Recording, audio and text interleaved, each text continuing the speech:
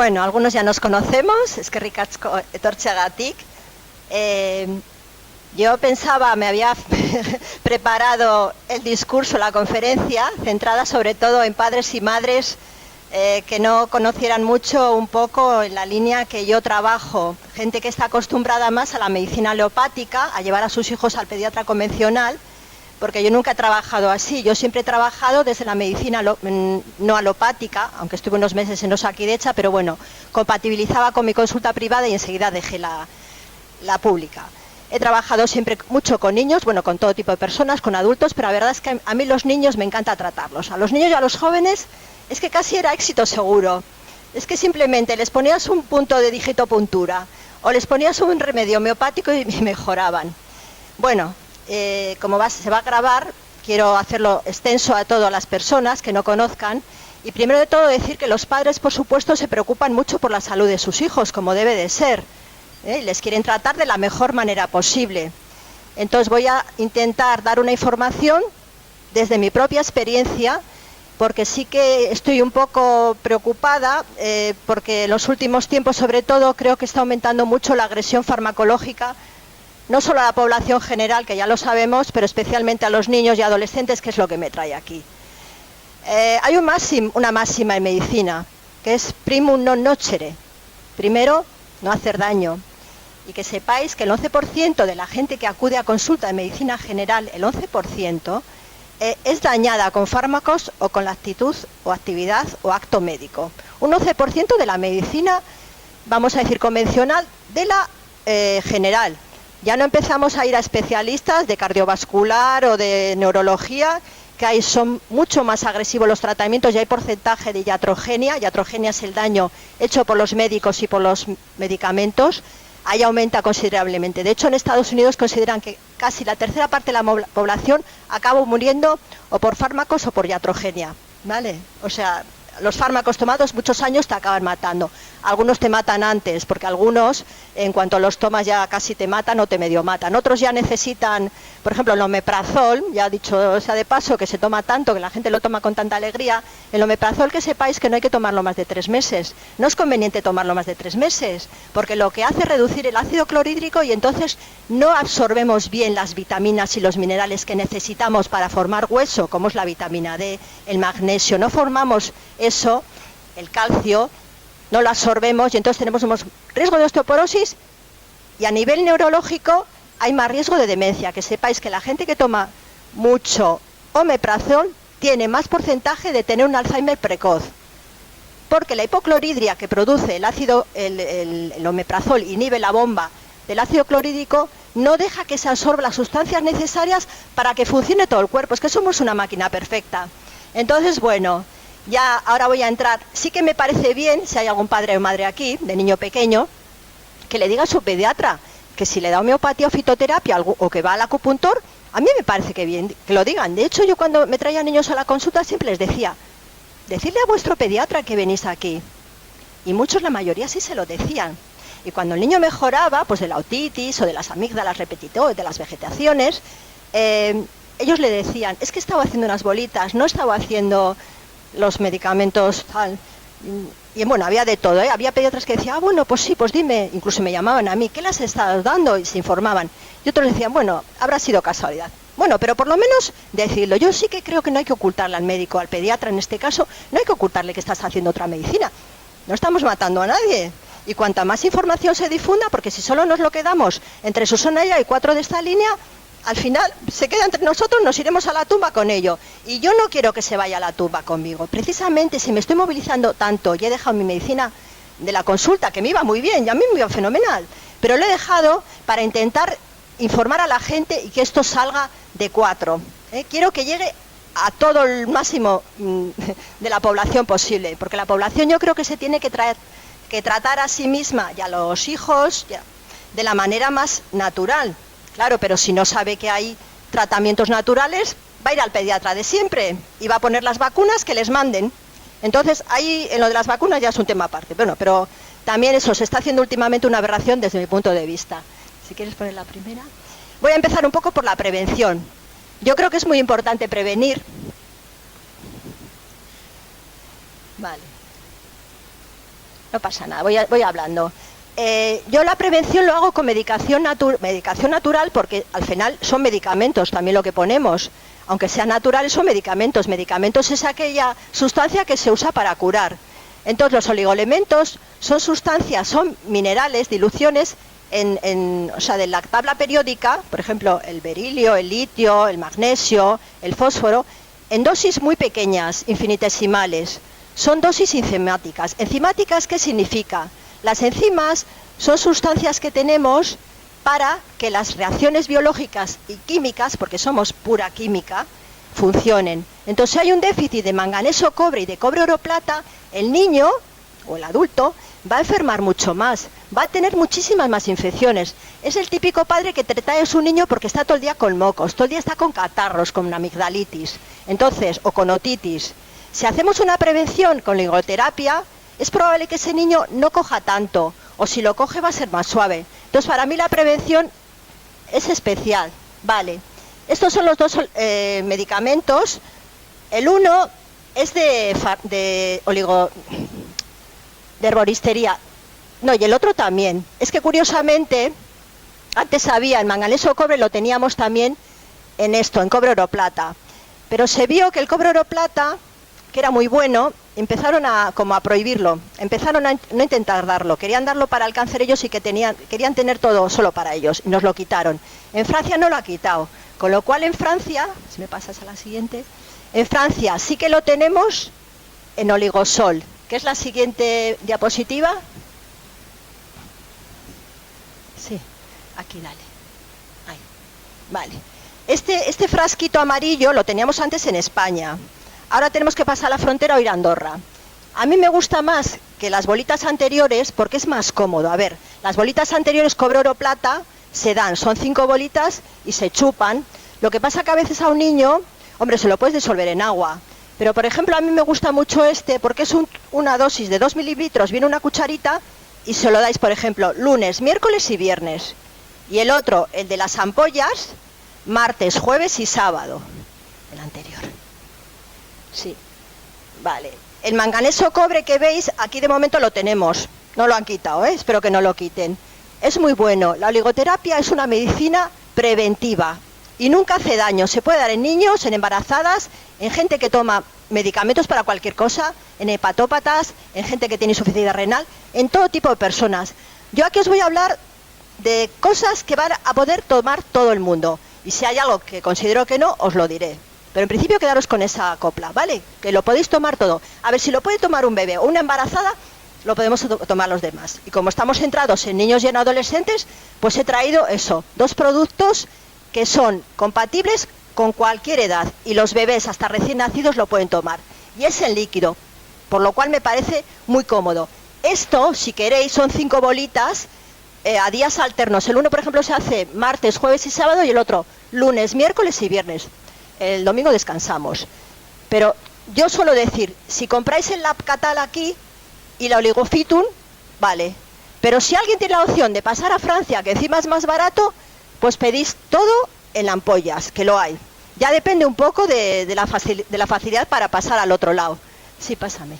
Vale, el oligosol es la única diferencia, que allí se llama oligosol y en vez de en ampollas viene en un botecito. Pero es lo mismo, cobre, oro, plata. Vosotros quedaros con que hay que tomar 2 tipos de oligoterapia. Manganeso cobre y cobre, oro, plata. Manganeso cobre en ampollas, cobre, oro, plata. O 5 bolitas o 2 mililitros. Con eso ya vale. Entonces ahí tenemos ya todo el espectro de prevención. Os voy a hablar bastante hoy de homeopatía, que bueno, ya conocéis, he escrito un librito, porque quería yo dar unas pautas básicas, un manual. Es muy chiquitín, es de bolsillo, ya veis, es muy fácil de llevar. Un manual donde tengáis las enfermedades más comunes para tratar a los bebés o a los niños que conozcáis. La homeopatía es una medicina muy fácil de tomar. Yo también hacía digitopuntura, pero claro, es mucho más difícil enseñaros acupuntura y vosotros no vais a poder hacer en casa eso. Con lo cual, la acupuntura me la voy a reservar. Iba muy bien, pero me voy a centrar en la homeopatía, que es algo que puede hacer todo el mundo en casa.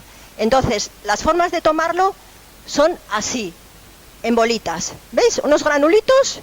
En este caso, se suelen poner 5 bolitas del medicamento homeopático que tengamos que dar. Hay muchos tipos, hay miles de medicamentos homeopáticos.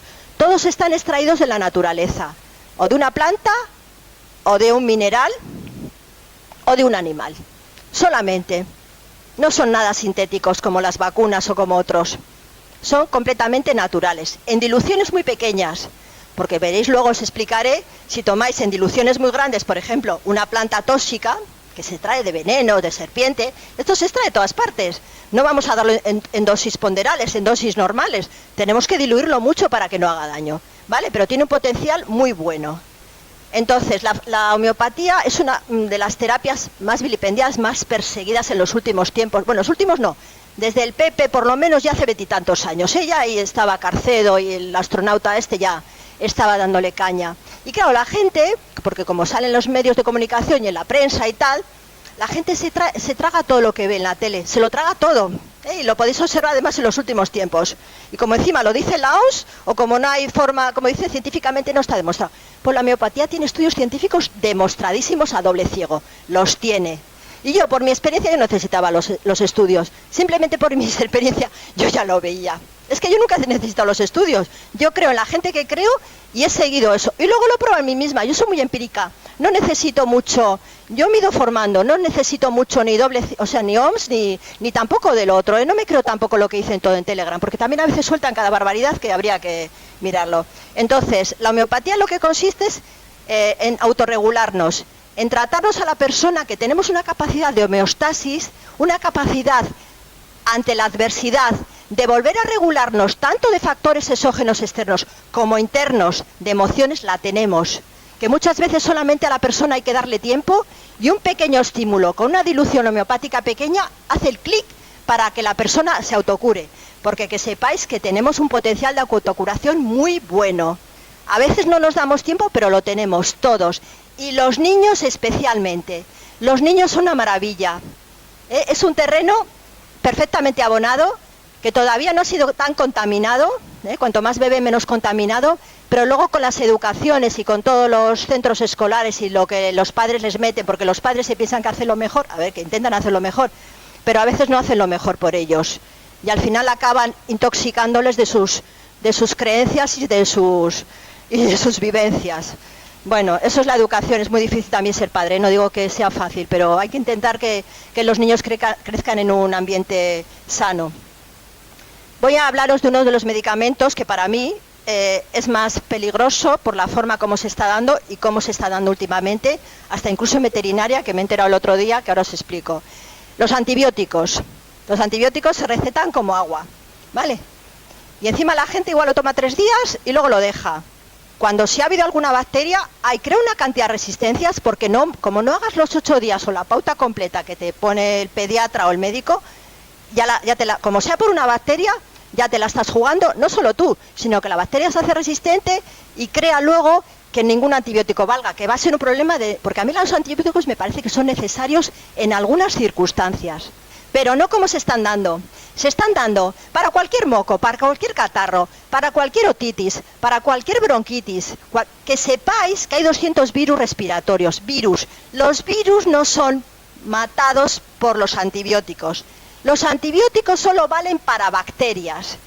Y la gente la toma lo mínimo. En cuanto tiene un poco de fiebre o está con un poco de tos, antibiótico al canto. Claro, como es autorregulable, porque luego el sistema homeostático de la persona se cura en 2 o 3 días y deja el antibiótico. Normalmente si no hay bacterias no pasa nada, pero es que a veces hay bacterias, porque bacterias tenemos en el organismo. Entonces estar metiendo algo que además altera la permeabilidad intestinal, con lo cual luego va a haber muchísimos más problemas de tripa, por decirlo así. Está todo el mundo con la flora bacteriana destrozada. Porque la gente toma, aparte de los aditivos en los alimentos, pues eso, medicamentos que te alteran la flora. El microbioma intestinal, que es parte de nuestras defensas. Es que en el intestino hay muchísimo, muy importante. Yo a veces digo que casi más importante que el cerebro. Bueno, el cerebro es muy importante, pero si destruimos la flora bacteriana, eso va a ser una puerta abierta para que nos entre todo tipo de enfermedades. Entonces, os quería hablar expresamente de un antibiótico que es el que estoy viendo yo hace unos meses que lo he dejado, pero he visto muchísima gente. Y en los últimos años, sobre todo en los últimos 8 o 10 años, se manda mucho un antibiótico que se llama fluoroquinolonas. No sé si os sonará, levofloxacino. El levofloxacino, norfloxacino, floxacino, ciprofloxacino. Todo lo que acabe en sacino son fluoroquinolonas. ¿Qué pasa con las fluoroquinolonas? Son unos quimioterápicos sintéticos, unos antibióticos que los han reforzado con la molécula flúor. ¿Por qué han puesto flúor? Porque antes solamente era quinolonas, no, ahora es fluoroquinolonas. Porque el flúor penetra hasta la barrera hematoencefálica, te pasa hasta el alma. ¿Qué pasa? Y dices, muy bien, claro, si es una infección muy grave, muy grave, muy grave, pues vale, yo veo indicado, si total te vas a morir, veo indicado, pero no. El problema es que sepáis que en los protocolos de los hospitales y los centros de salud lo tienen como base ante cualquier otitis, una infección de oídos, que puede ser por bacterias, en la mitad de los casos puede ser por bacterias, no digo que no, pero la mayoría de los catarros, quedaros con eso, que es por virus. Entonces, si tenemos una otitis normal y ya nos están mandando fluoroquinolonas, o como yo hace poco, una persona me dijo que a su hijo por una diarrea, un chico joven adolescente, que tenía una diarrea simple, que es el 99,9, es por virus, y le mandaron fluoroquinolonas, porque lo tienen en el protocolo. Le mandaron omeprazol. Bueno, le mandaron 8 cosas. 8 por una gastroenteritis, que se cura con una dieta y con hidratación. Y déjale un par de días que el niño que tenga diarrea no se va a morir. Y si no le damos homeopatía, que también hay para ello. Entonces, un poco para que veáis. Este famoso antibiótico que lo están poniendo, que es el que lo ponen en primera instancia, porque como digo yo, guardadlo para cuando otros no funcionen, pero no me lo deis en primera instancia porque vais a hacer más daño que bien. Para una vez que se necesite, hacen 99, dan a los 99 que no necesitan. Fijaros, para que hayan sacado la AEMS española, el AEMS es la Agencia Española de Medicamento y Producto Sanitario, que solamente se da en infecciones muy graves, que no se den infecciones leves, moderadas, en que no sean bacterianas, o sea, solamente que se lo den muy grave. Bueno, pues lo están dando, no sé, eso lo leerán ellos solo, porque luego los demás médicos lo están mandando, y sobre todo a las personas cuando tienen más de 60 años y como tomen corticoides, les causa un montón de efectos secundarios. La EMA, la Agencia Europea del Medicamento, y la Agencia Española también ha dicho, ojo con esto, porque crea muchas neuropatías, muchas demencias, alteraciones de la memoria, crea psicosis, crea depresión, crea dolores musculares, rotura del tendón de Aquiles, rotura de nervios, y al final hay mucha gente por ahí, que yo me encuentro mucha gente que dice, estoy mal. El otro día, mira, una me comentaba, es que me pasa una cosa muy rara, me han hecho 20.000 pruebas, llevo 6 años fatal. Empecé a tirar del hilo y había tomado un antibiótico de estos, que es lo que le ha dañado, que mucha gente no lo sabe. ¿Qué pasa al médico? Lo único que te dice el médico después de pasar por cardiólogo o neurólogo, bueno, previamente el médico de cabecera ya te ha mandado sus cosas, pero como sigues igual o peor, y además siguen avanzando porque son efectos duraderos y permanentes en la mayoría de los casos, que pueden producir hasta arteria aorta rota, que eso es peligrosísimo, pues dejan a la persona ahí. Al final le mandan al psiquiatra, porque como ellos no saben lo que les ha pasado, y lo que les ha pasado simplemente es que han tomado un antibiótico de este tipo. Eso simplemente. Yo he descubierto muchísima gente. Yo, por desgracia, por temas personales sé de qué hablo. Y la verdad es que hay mucha gente que está dañada por esto y está en los protocolos. O sea, por favor, cuando vayáis a un hospital o un centro de salud, si tenéis una infección normal, hombre, sabrá que sea una infección que ya os estáis muriendo, que ya no queda más remedio y los demás antibióticos no hacen nada, pues bueno, antes de ir al cementerio, pues vale, total, intenta, pero ya os digo que la mayoría de las veces no hace falta. Entonces, no vamos a matar moscas a cañonazos. La FDA norteamericana la tiene como el distintivo de medicamento más peligroso y aquí lo están recetando como agua, ¿vale? Para que la FDA le ponga como distintivo más peligroso, que no sé aquí porque en unos países unas cosas están prohibidas y en España se está dando, que ahora os voy a hablar también de otros medicamentos que se dan bastante. Los antiinflamatorios no esteroideos. Eso sonará. La aspirina, por ejemplo, en los niños puede producir inflamación del hígado y del cerebro. El síndrome de Reyes se llama. Entonces, por eso a los niños no conviene darles aspirina. Pero bueno, a veces se les da. ¿Qué se les da también? Otro AINE, otro antiinflamatorio no esteroideo. El Dalsy. ¿Os suena, no? El Dalsy. Ese es ibuprofeno. El ibuprofeno a los niños, me voy a centrar un poco en los niños porque aunque somos todos mayores, pero por si acaso algún padre y cómo se va a grabar, el ibuprofeno a los niños, lo mismo que a los adultos, les puede producir daño renal, sobre todo daño hepático, alteraciones del recuento leucocitario y de los glóbulos rojos de todas las plaquetas. Y teniendo alternativas naturales, ¿para qué les damos tanto Dalsy? Si tenemos una miopatía perfecta cuando el niño tiene fiebre. ¿Tenemos una miopatía perfecta? Mirad, el niño. Esta planta, Aconitum napellus, preciosa. Esta planta a ver, así no se puede tomar porque nos cargamos a la persona. De hecho, la usaban en las tribus antiguamente, la sustancia del aconitonapelus, el alcaloide, lo ponían en la flecha y disparaban y mataban. En una hora mataban al individuo. Primero había nubilación, fracaso renal, y al final mataban. Claro, en homeopatía no mata, no solo no mata, sino que cura la fiebre. La fiebre de tipo donde el niño está con 39-40, que está muy rojo, pero que no suda, que está seco. Porque la homeopatía, a diferencia de los medicamentos convencionales, que para la fiebre, eso, paracetamol o aspirina o ibuprofeno, no. La homeopatía es específica. Cada niño y cada fiebre son distintos. Entonces, si la fiebre es con sudoración, una fiebre también de 39-40, estoy hablando de fiebrones altos, le podemos dar belladona cuando el niño tiene sudoración. Y cuando no tiene sudoración, le damos el aconitum en diluciones homeopáticas. Igual algunos ya sabéis, pero si queréis os explico un poquito cómo se hacen las diluciones. Cogéis la tintura madre, la sustancia, vamos a decir el jugo de la planta, para que nos entendamos, y lo pasáis en 99 de agua de solución hidroalcohólica. Lo agitáis, bueno, lo dinamizáis en una campana estéril, bueno, y luego ahí tenemos la 1CH. Las diluciones en homeopatía siempre son a las CH, centesimales. Hay DH también, pero bueno, os voy a hablar de lo más habitual. No os quiero tampoco, ¿vale? Porque haríamos aquí un máster. Entonces, con el CHS, que es a la 1, si de ahí cogemos una gotita y la ponemos en 99 de solución hidroalcohólica, obtenemos las 2 CH, siempre dinamizando a las 3 CH. Normalmente una dilución buena para los niños es a las 7 CH.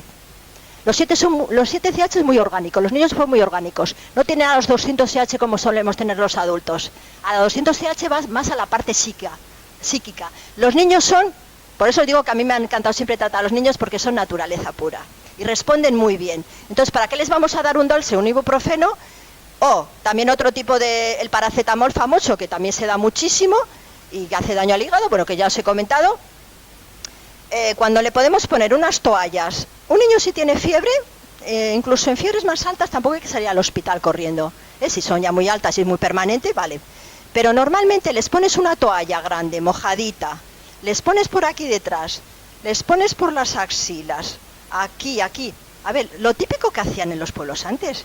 Si es que antes la gente en los pueblos, la sabiduría popular vale para algo, que parece que la estamos perdiendo. Los remedios caseros de la abuela los estamos perdiendo. Vale, yo no digo que no avance también en otros aspectos, yo no estoy en contra de la medicina alopática, la oficial, más así, porque hay cosas que tienen muy buenas, pero eso no quita para que no usemos también lo bueno que había y sigue habiendo. Tenemos que recuperar de nuestros ancestros, y es una pena porque se están muriendo las abuelitas o abuelitos, digo, en los pueblos, que encima se están vaciando, y al final esa sabiduría se va con ellas al hoyo, y a mí me da una pena, porque esa gente sí que tiene que enseñarnos. Pero bueno, como no podemos cambiar el mundo así de repente, yo voy a poner mi granito de arena, mi semilla. Que sepáis que el metamizol, que se usa mucho también para las fiebres y el dolor, es el famoso nolotil. Eso seguro que os suena. Igual metamizol no, pero nolotil os suena. Bueno, pues es un medicamento que puede producir aplasia medular. Aplasia medular significa que baja muy rápidamente el recuento de leucocitos. Los leucocitos son las células de la defensa. Si no tenemos leucocitos nos morimos. Que sepáis que es un medicamento que está prohibido en Estados Unidos, en Gran Bretaña. En Gran Bretaña hay un montón de demandas por ello. En India y no sé qué otro. En Australia, en el continente australiano. Y sin embargo en España es de los más recetados, el nolotil. Por eso os digo yo, que yo nunca he entendido por qué en un sitio una cosa está prohibida y es peligrosísima y en otro sitio no la están dando. Nos la están dando, pero bien dada. Bueno, en fin, que me vengo arriba yo. Bueno, como tenemos muchos medicamentos homeopáticos, ahí he resumido un poco, tampoco me quiero centrar en todo ello. Pero sí que os quiero decir que, por ejemplo, la acupuntura, aunque no la podáis hacer, pero si alguna vez estáis muy mal, sí que podéis ir al médico acupuntor, porque normalmente, de verdad, el 80% os va a solucionar, os va a ayudar mucho. Ya hablo en procesos que vosotros nos vais a poder solucionar de manera casera, ¿vale? Os estoy hablando que para eso a veces hace falta también ir a un médico, pero no hace falta ir a un médico de la Seguridad Social, que ya sabéis que os va a poner el nolotil o lo que sea, ¿vale? Que estamos otros, que somos pocos, pero hay gente que nos hemos dedicado toda la vida a esto y ahí estamos en la brecha. Y yo, aunque personalmente no estoy, pero está Susana y compañeras nuestras, yo estoy en otra línea ahora de divulgación, pero estamos ahí, ¿vale? Entonces hay que, porque los homeópatas, sobre todo los pobres, pues han muerto de hambre en los últimos años. yo conozco mucha gente que ha tenido que dejar la homeopatía. Yo, vamos, me ha ido bien pues porque hacía muchas cosas en mi consulta, pero los que se han dedicado a la homeopatía han tenido que cerrar la consulta. Verdaderos profesionales buenos, porque no les daba para comer. Es triste, después de estudiar una carrera y una especialidad como es la homeopatía, que no puedas vivir de ello. Y todo es por el daño que ha hecho la mala prensa, la prensa injustificada, la prensa dañina, con mala fe. Porque claro, era mucha competitividad para las farmacéuticas. Si curábamos con bolitas, no vendíamos fármacos. Entonces, bueno, ahora os voy a hablar un poquito de una vacuna, luego Susana os hablará de más, pero sí que yo me la he preparado en su momento, que quería dar a las AMPAs de los colegios en octubre que me propusieron. Yo me había preparado la vacuna de la gripe, que es cuando empezaban a ponerla, y me la estudié súper bien. No os voy a contar todo porque es muy largo, pero os voy a poner un poco el resumen. En octubre, cuando empezaron a vacunar a los niños de 2 y 3 años, aquí en el País Vasco hay como 4 vacunas, pero esta es intramuscular, la de Andalucía es intranasal, pero bueno, me da igual. Al final son virus de la influenza de un mono verde africano tratado con transcripción inversa y con alteraciones genéticas, vale. Con 4 tipos de serotipos, 4 tipos de virus del mono, vale, pobre mono también. En fin, digo, ¿para qué a un niño que no se muere de gripe? Los niños no se mueren de gripe, me arriesgo a decirlo. Lo mismo que digo siempre, los padres no matan a los hijos. Cuando hablamos en general, un niño no se muere de gripe ni enferma gravemente de gripe. Entonces, a ver qué le metemos a un niño que está todavía, el pobrecito, sin formar, y que además es bueno que coja un poco antígenos naturales y que vaya formando su sistema inmune y lo haga fuerte, porque si le empezamos a vacunar de todo, que sepáis que el polisorbato 80 está dentro de la composición del Fluaristreta. El Fluaristreta tetra es la vacuna de Euskadi para poner a los niños de 2 o 3 años. ¿Qué hace el polisorbato 80? Aumenta la permeabilidad intestinal, altera la permeabilidad intestinal y hace que antígenos extraños penetren. Y eso promueve la inflamación.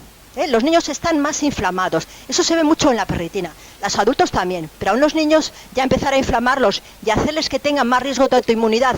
Porque cuando entran antígenos extraños, el riesgo de autoinmunidad significa enfermedades autoinmunes, que sepáis que han aumentado mucho en los últimos tiempos. Porque han aumentado también sustancias como esta Fluaristetra, que tiene el triángulo negro, que muchos padres no lo saben, pero que sepáis que yo me he leído la ficha técnica. La ficha técnica simplemente es la información para el terapeuta, para el médico. Hay otro que es el prospecto, que es más reducido, pero yo me he leído bien toda la composición en la ficha técnica. Pues en la ficha técnica viene esa sustancia, como es el polisorbato 80, que es el que altera, y en la ficha técnica hay que buscar mucho, viene que tiene el triángulo negro. El triángulo negro lo ponen cuando un medicamento no ha sido totalmente probado sus efectos adversos, cuando todavía está en experimentación, cuando tienen que denunciar los pediatras o los padres que da efectos secundarios. Un medicamento que está todavía en experimentación, con el triángulo negro, todavía la EMA, ni la OMS, ni la AEMS, ni nadie, lo ha quitado el triángulo negro. A mí me daría mucho que pensar. Yo a un niño prefiero que pase la gripe, vale, de manera natural, que pueda estar unos días malitos, vale, pues mira, que te tienes que aguantar sin ir a trabajar porque no tienes que te lo cuide, vale. Pero si es que le pones la Fluaristreta, tetra, y que sepáis que bastante frecuentemente el niño va a tener una pseudogripe. Va a estar malito, va a estar irritable, llorón, no va a dormir, va a tener problemas digestivos, náuseas. O sea, le estamos creando una enfermedad para que hipotéticamente no tenga otra enfermedad. Y sobre todo lo del triángulo. A mí lo del triángulo, ya aparte de la composición que ya la veía, el triángulo negro me ha tirado para atrás. Entonces, pasa si quieres. Estos jarabes, os lo he puesto porque es muy fácil, son para homeopatía. Son 2 jarabes que se toman. Vienen las instrucciones y, por ejemplo, para las típicas toses normales de niños y de adolescentes es una cosa muy habitual. Y por eso lo he traído, porque es muy práctica. Eso pasa. Vale. Aquí el árnica montana. Os he hablado del dolor. Os quería traer un medicamento que se usa mucho cuando el niño ha tenido un golpe. Los niños se caen, ¿no? Y se pegan golpes en la cabeza por en todas partes. Bueno, pues en vez de darle Nolotil, la aspirina, el Dalsi, el paracetamol, ¿por qué no le damos 5 granulitos de esto? Que el primer día además le podéis dar cada media hora, cada hora. Y si le dais muy pronto, igual no le sale ni el chichón. Y si le sale el chichón, se le va a resolver muchísimo antes. Entonces tenemos medicamentos para las cosas habituales de los niños, porque los niños tampoco tienen cosas normalmente tan graves. Hay algunos pobrecitos que sí tienen cánceres, algunos, que habría que ver también por qué, pero bueno, vamos a dejarlo ahí. Pero en Euskadi, por ejemplo, yo me he estado mirando los niños que murieron sin menospreciar, porque 35 niños muertos en un año, pues son muchos niños, pero a mí, los niños siempre se han muerto, ¿eh? Y ahora la medicina también ha avanzado, pero en otro sentido también tienen más enfermedades, tienen más alergias, están con muchos problemas. Yo niños con bronquiolitis y alergias, así, sobre todo a partir de cierta edad. Bueno, yo no os digo con autismo, TDAH, de trastorno de déficit de atención, hiperactividad. Es que tienen un montón. Vamos a ver por qué estos niños están teniendo tantas cosas. Pasa si quieres. Sí, la anterior. Vale, bueno, si no se ve... Vale. Bueno, había otro medicamento, no sé por qué no se ve, que se llama Traumel. Es que para los dolores me parecía interesante porque los niños a veces se pegan golpes. Entonces, para esguinces, hematomas y contracturas, quedaros con eso. Es medicamento homeopático, se llama Traumel. ¿Vale? Lo venden en farmacias, porque toda la homeopatía se vende en farmacias. Eso sí, cumple los criterios. Sí que 6.000 medicamentos homeopáticos los han quitado de un plumazo en los últimos tiempos. Pero bueno, seguimos teniendo, ¿vale? Y ahora parece ser que no lo van a quitar tan fácil. Parece que lo quiere coger las farmacéuticas. Veremos lo que pasa.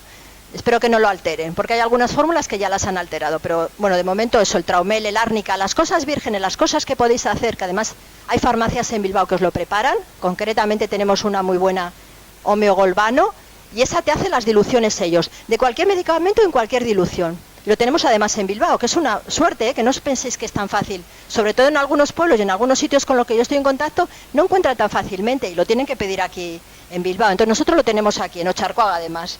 Entonces yo creo que hay que apoyar también a la gente que lleva 3 generaciones haciendo cosas diferentes por apoyar a la población, que les ha costado carros y carretas. No se lo han puesto fácil, porque cada vez tienen más impedimentos, pero están ahí en la brecha, que es lo que hay que seguir haciendo. Pasa si quieres. Vale, otra cosa muy habitual, bueno, aquí los dientes ya nos han salido a todos o se nos han caído, vale, pero bueno, como tenemos los niños pequeñitos cuando son bebecitos sufren mucho de la boca. Entonces hay un medicamento que yo lo pongo mucho y que es muy fácil, que se ponen 6 comprimiditos, vienen unos comprimiditos muy chiquitines, unas bolitas. Lo echáis en un poquito de agua. Bueno, si son de beber mucho agua lo podéis poner en un biberón de 100 mililitros, pero hay niños que como comen de la teta pues no te beben agua. Entonces bueno, pero sí hay que diluírselo, porque no se lo vamos a dar así porque se ahogan. A un niño de meses no le puedes dar las bolitas así, porque no, ¿vale? Entonces hay que ser coherentes. Entonces lo puedes disolver en un culín de agua, en un poquito de agua, o en una jeringuita de agua, en un vasito de agua, dejar que los 5 comprimitos se disuelvan y se lo das, o con una jeringa, o si el niño es muy así, pues hasta lo puede beber, pero si no en biberón, si no, poquitos mililitros, dejáis las bolitas, y siempre que le deis, eso es a lo largo del día, los 6 comprimidos son a lo largo del día. Entonces, cada vez que le vais a dar la homeopatía, agitáis, porque es la forma de dinamizar, de activar la homeopatía. No hay que dársela así en seco, hay que dinamizarla, y así le vas a hacer mucho más efecto. Vale, pues si quieres pasa. Vale. Sí, bueno, no te preocupes, déjalo. Hablo. Otro tema interesante que me parecía a mí, para acabar, era hablar un poco de la psicosomática. Seguro que conocéis que los niños cada vez tienen más trastornos psicosomáticos. Ellos lo manifiestan orgánicamente, en forma de dolor de tripita, dolor de cabeza, en que no duermen muy bien, en que están irritables. Son trastornos psicosomáticos. A ver por qué han aumentado tanto los trastornos psicosomáticos en la población tan joven, sobre todo adolescentes y sobre todo niñas. Pero bueno, los niños también empiezan a tener lo suyo. Entonces la psicosomática es expresión, porque los niños, a ver, nosotros hablamos, nosotros podemos tener una emoción y manifestarla, hablar con un amigo, con nuestra pareja o con nosotros mismos, o lo escribimos en un diario. Pero los niños no tienen esa capacidad. Los niños no pueden manifestar verbalmente. Me siento ansioso, estoy tal, porque me preocupo de... No, los niños no. Los niños te van a hacer un dolor de tripa, ¿vale? O no quieren comer. Vale, pues son de que algo interno está ahí, les está produciendo un malestar, ¿vale? Hay que hacer caso, porque cuando un niño somatiza, que no es agradable, un dolor no es agradable, bueno, ninguna enfermedad es agradable. Cuando un niño te hace un dolor de cabeza, cuando un niño te hace un dolor de tripa, que es muy habitual, o dolores musculares, cuando tienes algo que dices, no me cuadra, piensa que tiene un sufrimiento interno, ¿vale? Entonces hazle caso, porque, a ver, lo interno es tan importante para mí como lo externo. No solamente porque se haya caído le das unas bolitas de árnica, ya está siendo buen padre. Muchas veces hay que hablar con él. Y una de las cosas que últimamente está pasando mucho es que los niños no salen a la naturaleza. Los niños no juegan en la calle. Los niños no van al parque a jugar con amiguitos. Bueno, aquí en el centro de Bilbao, pues si es que los padres tienen tantos miedos que no, ¿cómo les dejan? En la plaza de Indautxu, pues a cierta edad, pero los niños apenas salen, y si salen son con los padres y si salen los domingos, porque claro, los padres en los días de labor pues no tienen tiempo por horarios laborales, que también la compatibilidad habría que ver en este país qué rollo hay con ello. En Holanda lo tiene mucho más fácil cuando tienen hijos, por eso también están más relajados los padres. Yo cuando fui a Ámsterdam digo, uy, qué maravilla, cómo disfrutan de los hijos y están felices. Claro, y como me dijo un paciente, dice, es que en Holanda te dan no sé cuánto tiempo cuando tienes un hijo. Digo, oh, claro. Vale, entonces no podemos disfrutar de ellos, no nos dejan. Estamos todo el día corriendo al colegio, la tata, la abuela, vale. Entonces, bueno, es un tema también que habría que mirar. El estar en la naturaleza nos baja también el nivel de ansiedad, nos hace que hagamos ejercicio. El ejercicio es muy bueno y los niños son pura energía. Yo como acupuntora os puedo decir que los niños tienen el meridiano de riñón, que es el meridiano que va por las piernas, lo tienen pletórico, lo tienen lleno y necesitan moverse. Los ancianitos no, por eso los viejitos, como les baja el ki, les baja la energía con los años, si os fijáis están todo el día están sentados. Un viejito no te está ahí andando como un niño, y un niño no para un pimiento. Claro, el niño tiene que sacar su energía y es que tiene que hacer ejercicio. Y la naturaleza al aire libre es la maravilla y va a evitar que tenga muchas enfermedades físicas y psicológicas. Otro tema es el uso de las pantallas. Últimamente está aumentando la cantidad de horas que pasan delante y por favor, a los menores de 12 años... con 6 les puedes dejar 5 minutos el móvil, pero un niño de 1 año, de 2 o 3, no puede mirar una pantalla, no debería de mirar una pantalla. Eso no es el mundo, eso es cegarlo.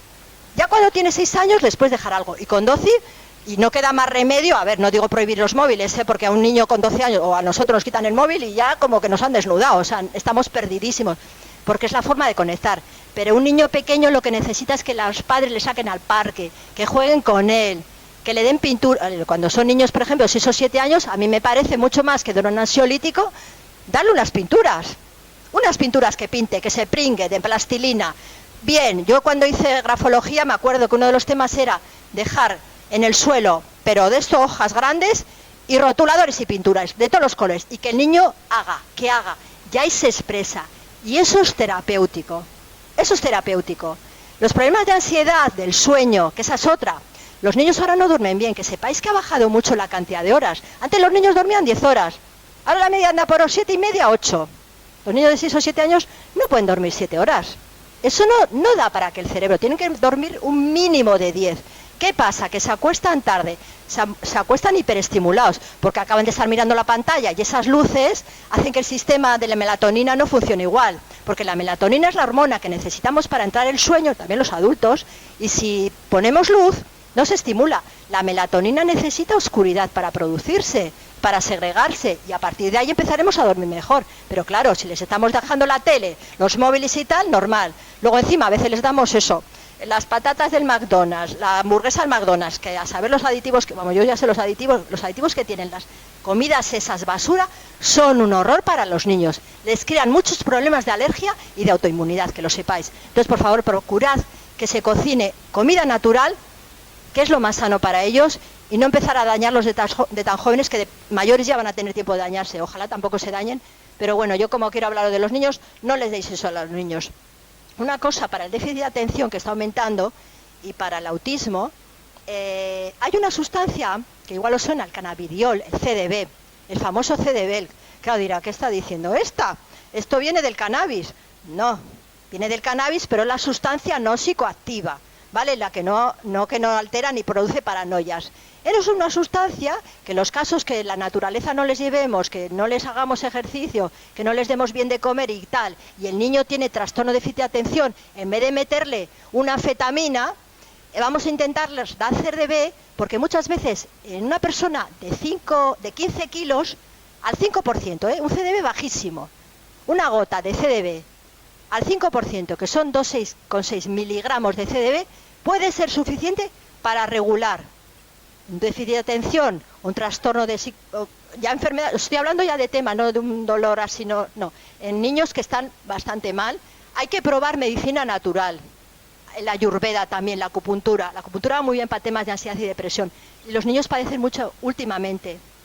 Entonces vamos a saber opciones terapéuticas que no les dañen.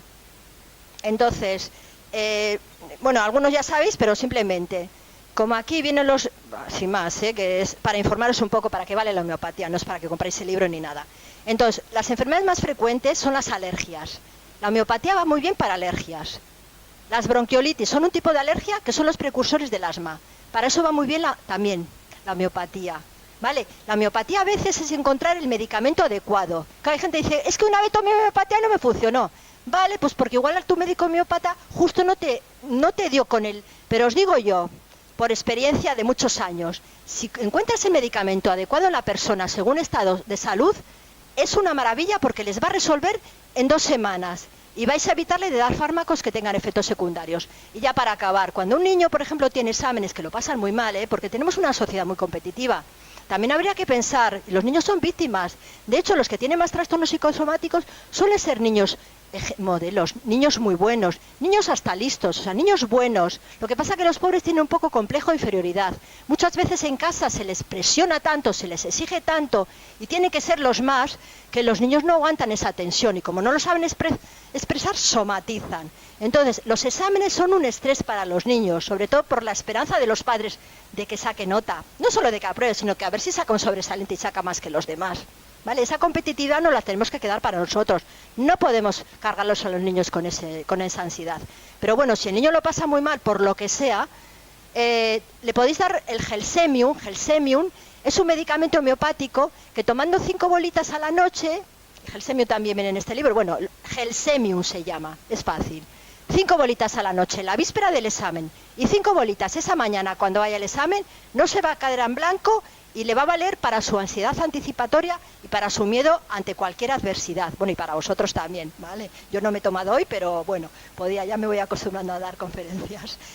Y nada, pues desde la libertad y desde el poder de decisión de cada persona, como seres humanos, cada uno nos debemos de ponderar y no hacer caso ni a la tele ni a mí, ¿vale? Simplemente cada uno coger información y decidir. Bueno, y muchas gracias.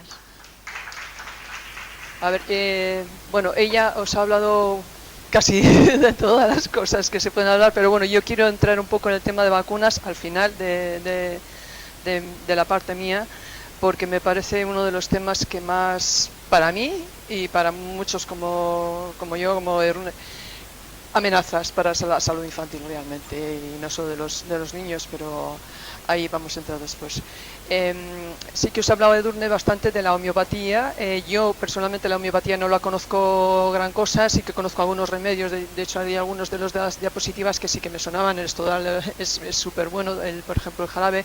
Hay uno que se llama Tuspac, que es de medicina espagírica. La medicina espagírica y la antroposófica son unos nombres así un poco raritos, igual a algunos suena, y tienen en común con la homeopatía que se utilizan plantas, minerales, o sea, son todos productos naturales, también diluidos y dinamizados. En homeopatía suelen ser en diluciones centesimales, en medicina espagírica y antroposófica suelen ser diluciones decimales, ¿no?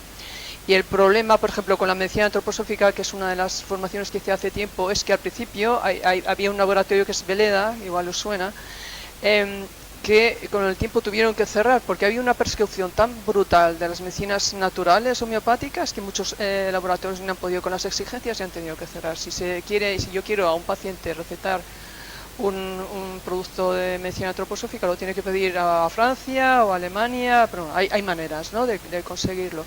En medicina espagírica, por ejemplo, sí que tuvieron que cambiar la formulación un poco para poder adecuarse a las exigencias de todo esto de medicamento. Entonces sí que están con muchísima presión y bueno, nos lo están poniendo más difícil, pero de momento pues hay opciones. Y claro, las opciones siempre van a existir si hay un interés de la población porque existan esas opciones, ¿no? Porque si, como parece ser, cada vez estamos más condicionados por el uso de la medicina oficial, alopática, como primer recurso, pues esto se queda en un segundo plano, cada vez hay más ataques y se va a diluir, porque yo lo que veo es que el interés general va bajando por la mala prensa, por los ataques que se hacen, por el hincapié en que la otra es la medicina científica y esta no tiene base científica según ellos, porque muchas veces ya habrás oído. No, si es que la homeopatía en realidad es efecto placebo. Entonces, ¿por qué a los animales les hace algo? O a los bebés. ¿Qué pasa? Que un bebé también se puede autosugestionar, perdón. O un animal, ¿no? Entonces, bueno, un poco eso. A ver, al hablar de la salud infantil, la salud de los peques empieza en el vientre de mamá. Entonces hay que cuidar a la madre, tanto físicamente como emocionalmente. La mamá tiene que procurar, ya lo ha comentado también Edurne, comer sano. ¿Qué es comer sano? Es que se ha visto incluso que se han encontrado microplásticos en la placenta y en el líquido amniótico. O sea, todos los alimentos procesados, conservas, envasados en plásticos, todos estos pueden contener plásticos, aparte de metales pesados, organismos, o sea, genéticamente modificados, tóxicos de todo tipo. Es muy importante aprender a cocinar como se hacía antes, o sea, comprar las verduras bueno, si no puedes más que en Eroski, pues en Eroski, si puedes directamente del agricultor, del baserritarra, si es ecológico todavía mejor. Cocinar, evitar los azúcares, y así la madre se prepara un poco para recibir. Es como cuando quieres limpiar la casa para que venga un invitado, ¿no? Tú primero la limpias para que se encuentre en condiciones. Pues la mamá, si sabe que ha tenido una dieta horrible durante muchos años, o que ha recibido vacunas, o que ha estado tomando fármacos, a menos que esos fármacos los tenga que seguir tomando porque no hay otro remedio, ¿no? Puede hacer incluso una limpieza antes de quedarse embarazada para preparar, suponiendo que ella sea consciente de que ha tomado muchos tóxicos, o tabaco, alcohol, mala alimentación y así. Entonces, importante la comida. De hecho, con la dieta se puede solucionar gran parte de las patologías, tanto de los niños responden muy bien a cambios en la dieta, y las personas también, pero en la facultad no nos hablan casi de este aspecto, que es fundamental para mí y para todos los que trabajamos con este tipo de medicina, ¿no? Más integrativa o natural. Lo que pasa hoy día también es que hay una excesiva medicalización de procesos que son totalmente naturales. A ver, todos los procesos biológicos del ser humano son naturales. Respirar, caminar, andar, quedarse embarazada y tener un bebé son procesos naturales, pero la medicina moderna es como que ha metido las narices demasiado en este tema. Y, a ver, no se trata de que no haya que actuar para prevenir posibles complicaciones o mortalidad de la madre o del feto del bebé, que eso sí, por supuesto, pero no hasta el punto de que la ginecología moderna se ha transformado en una especie de tablas de la ley por la que se tiene que regir el comportamiento de todas las mujeres embarazadas. Y además, ¿dónde ha quedado, por ejemplo, los consejos de antaño, o más bien las prohibiciones de que una mujer embarazada no hay que vacunarle, no tiene que tomar medicamentos en lo posible, ¿no? No hay que ponerle vacunas. Hoy día se les administran 3, la del COVID, la de la gripe, la de la difteria, tétanos, tosferina. No se han hecho estudios de seguridad, no solo de la gripe, de ninguna vacuna. Eso os lo puedo decir. No hay estudios de seguridad hechos de ninguna de las vacunas. Pero bueno, ya me meteré con ellas un poco más adelante. Otro problema, ¿no? Sí. Ahora, es que como yo me oigo igual,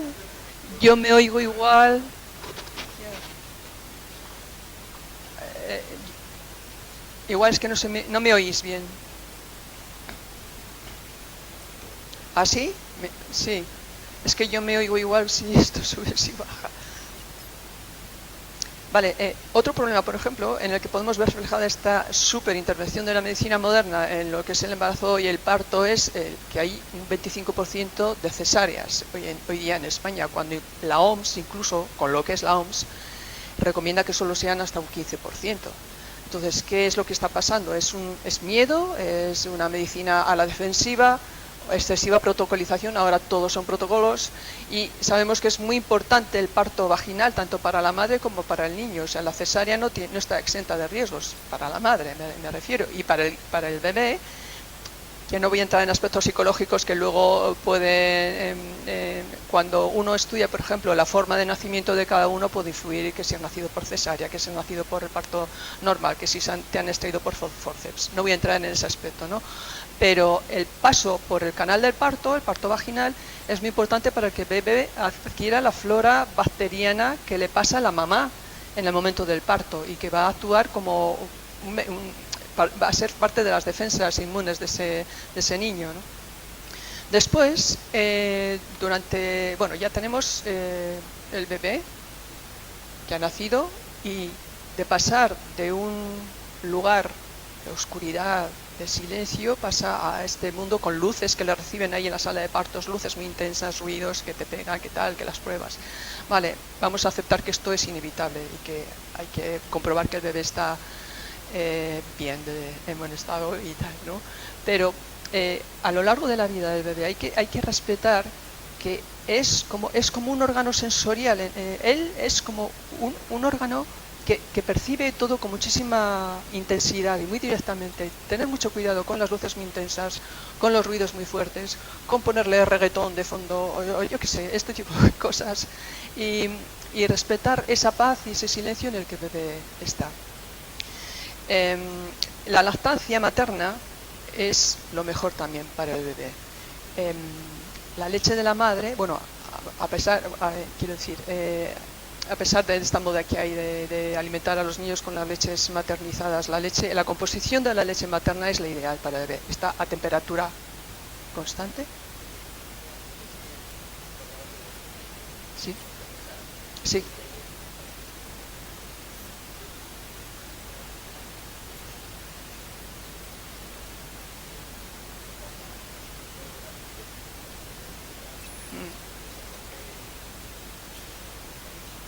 Sí, para partos posteriores también puede dar problemas para la madre, sí.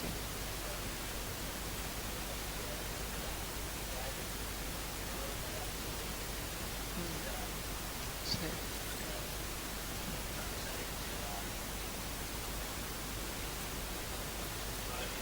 Claro, si no tienes más remedio, pero así como protocolo, o este niño va a nacer tardía, ¿no? Que ahora ya esto de ese programa hasta la fecha de nacimiento de la criatura, ¿no? Bueno, sí.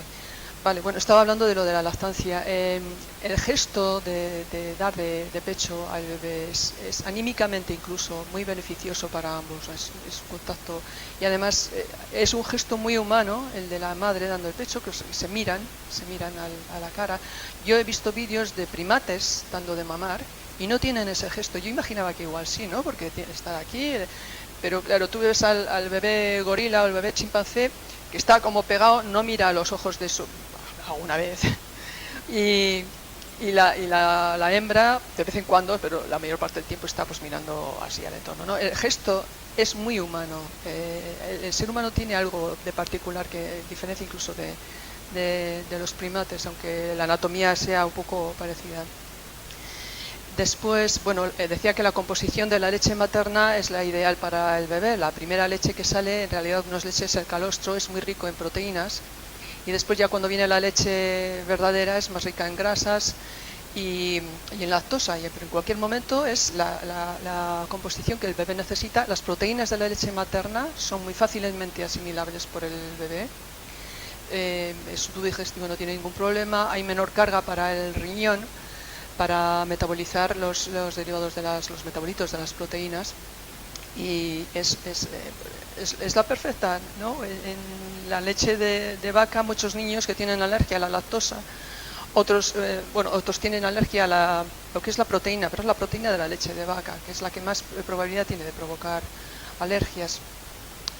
Por supuesto que una madre que da el pecho tiene que abstenerse de tomar drogas, alcohol, tabaco, fármacos, en lo posible evitar. Hombre, si es alguna enfermedad que no tiene más remedio que tomar, pues igual habría que plantearse lo de dejar la lactancia, ¿no? Porque es peligroso que pueda pasar al bebé. Y bueno, luego ya tenemos el peque que va creciendo, y hace unas décadas era posible que ese niño o niña pudiera confrontarse con lo que se llaman las enfermedades propias de la infancia: sarampión, la varicela, las paperas. Pero ¿qué ha pasado? Pues que con la vacunación masiva, compulsiva, se les ha privado de esto. Y yo digo, se les ha privado porque es algo que se les debiera permitir, porque el superar este tipo de infecciones favorece el desarrollo y la maduración del sistema inmune de los peques. Les proporciona una capacidad de autocuración y autorregulación y de poder por ellos mismos superar y tener victorias sobre un bicho, un microorganismo, ¿no? No de forma pasiva como sucede con las vacunas. Y yo qué sé, yo cuando éramos pequeñas, a nosotros que nos ponían 2, 3 vacunas, y no por eso nuestra generación o la mayoría de los que estáis aquí, que sois más o menos de la edad, ¿no? No hemos sido más enfermizos, todo lo contrario, o sea, no caíamos, que si la polio, ahí va, que ya se ha muerto de no sé quién de meningitis, que este le ha dado no sé qué, que se ha muerto del sarampión. O sea, es que son enfermedades benignas, la mayoría. ¿Por qué tienes que suprimir o impedir que los niños pasen el sarampión o la varicela o las paperas o la rubeola, que es una enfermedad parecida a la del sarampión? En todo caso, puede haber un riesgo de cuando una mujer embarazada coge la rubeola, ¿vale? Podríamos plantearnos que se pueda vacunar más adelante, pero es que el problema es que se les empieza a vacunar demasiado pequeños, a los 2 meses ya reciben un montón de pinchazos y el sistema inmune humano va madurando a lo largo del primer septenio de vida, paulatinamente, va a su ritmo como el resto de los órganos. De repente ya no te encuentras con un ser humano completamente maduro en cuanto sale del vientre materno, va a ir poco a poco. Y el sistema inmune es como otro órgano que también necesita su tiempo de maduración y de evolución. Aparte de que lo que es la barrera hematoencefálica en los bebés tampoco está formada, hasta los 2 años no se forma. La barrera hematoencefálica es el conjunto de células, cómo están dispuestas alrededor de los vasos sanguíneos del sistema nervioso del cerebro para que ciertas sustancias no puedan pasar al cerebro porque pueden ser tóxicas. Bueno, pues esa barrera en los bebés no está completamente formada. De hecho, hasta los 2 años, como digo, no se forma. Entonces, ¿qué se está viendo? Si quieres, ponemos esto del calendario vacunal para que veáis un poco esto. Se está viendo que el hecho de impedir que los niños pasen estas enfermedades infantiles está generando un aumento de enfermedades alérgicas, de enfermedades autoinmunes, de incluso diabetes en niños, incluso cáncer, el aumento de cánceres infantiles. Hace unos días hablé con un compañero pediatra que lleva décadas, tiene ya 70 y pico años, ¿no? Y me comentaba esto, o sea, como la pérdida de lo que es la fortaleza y la salud en general de la infancia a lo largo de las décadas.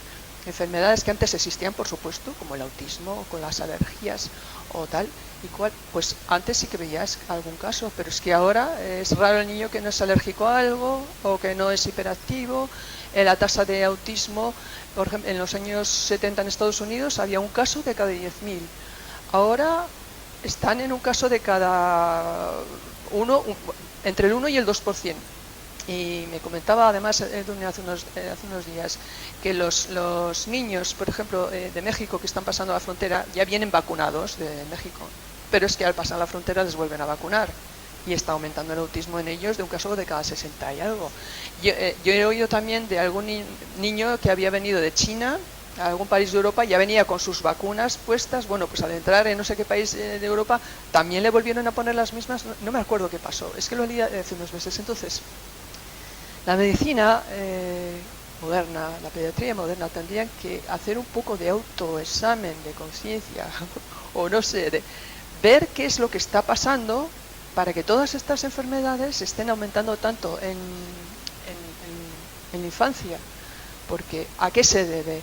Es cierto que vivimos en un entorno más tóxico que podemos imaginar. Vamos, a lo largo de la historia no ha habido una intoxicación del medio ambiente. De hecho, ahora mismo hay, dentro de lo que es la medicina integrativa, hay un apartado que es la medicina ambiental, que habla de todo este tipo de patologías que tienen que ver con la intoxicación del medio ambiente, de nuestros alimentos, del agua, del aire Las amalgamas, por ejemplo, hay casos de autismo, por supuesto, que no tienen que ver con las vacunas, pero en muchos casos se ha visto que tiene que ver con hijos de madres que viven en entornos que son muy tóxicos o que tienen, yo que sé, 17 amalgamas dentales, y que eso puede pasar, el mercurio puede pasar al bebé, y hay que tener en cuenta también todo este tipo de cosas. Pero también hay gráficas que muestran que en el momento en que se introduce masivamente todas estas vacunas del calendario, va habiendo un aumento en el número de casos de autismo. Y yo conocí hace tiempo una familia que tenía 4 hijos, 2 autistas, 2 no. La diferencia entre los 2 autistas y 2 normales era que los 2 autistas se habían vacunado de todo y los 2 no se habían vacunado. Entonces algo tiene que ver. Me he leído, hay una pediatra en Madrid, la doctora Isabel Bellostas, si la conocéis, que ha escrito un libro, se llama Manual de Autismo para Padres, y estudia específicamente, sobre todo, el caso del autismo relacionado con las vacunaciones. Tiene muchísimos estudios, o sea, no habla así porque sí, ni ella ni otros muchos médicos, científicos que están estudiando desde hace décadas el tema. A algunos se les ha silenciado permanentemente, quiero decir que se ha acabado con ellos físicamente. Hay algunos que estaban estudiando este tema de la relación del autismo y de otras patologías con las vacunas y que estaban haciendo algún trabajo de investigación en alguna universidad. Por ejemplo, hay uno, no me acuerdo de su nombre, estaba estudiando el papel del aluminio, porque el aluminio está presente en muchas vacunas también. En principio estaba estudiando el papel del aluminio en la muerte de muchos peces en estanques que vivía ahí en Estados Unidos, ¿no? Y de ahí fue pasando a la alimentación, que también está presente en la alimentación, porque el aluminio antes se podía, digamos que quedaba en el reino mineral, pero ahora con las lluvias ácidas se está haciendo biodisponible y entra en la cadena alimentaria, entra en el agua y tal. Y hay una industria del aluminio que proporciona su material a la industria farmacéutica para la elaboración de vacunas y a otras industrias también. Entonces, cuando empezó a tocar el tema de aluminio relacionado con vacunas, le quitaron la subvención. Le estaban subvencionando durante años el estudio del aluminio, ¿no? Pero cuando empezó ya a tocar, porque había llegado al meollo de la cuestión del autismo, le quitaron la subvención. Y este es un caso entre muchos. Vale, entonces, se ve, sí, este es el calendario vacunal del año pasado, que bueno, que es el que sigue vigente ahora.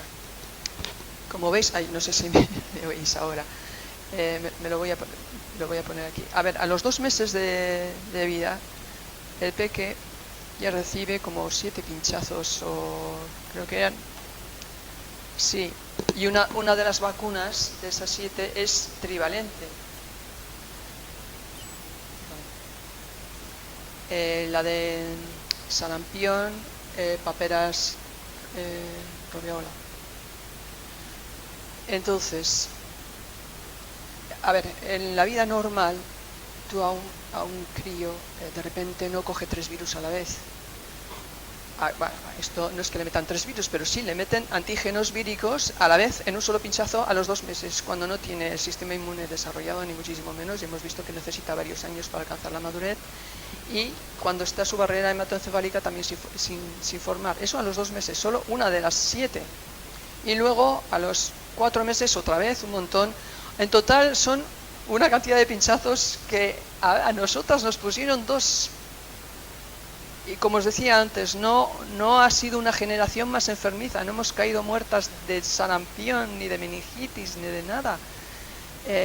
¿Cuál es la necesidad? O sea, el problema con las vacunas actuales es que nadie se plantea su justificación clínica, o sea, si son necesarias realmente hoy día, si son eficaces para lo que dicen ser, y si son seguras, porque estudios de seguridad no se han hecho de ninguna vacuna.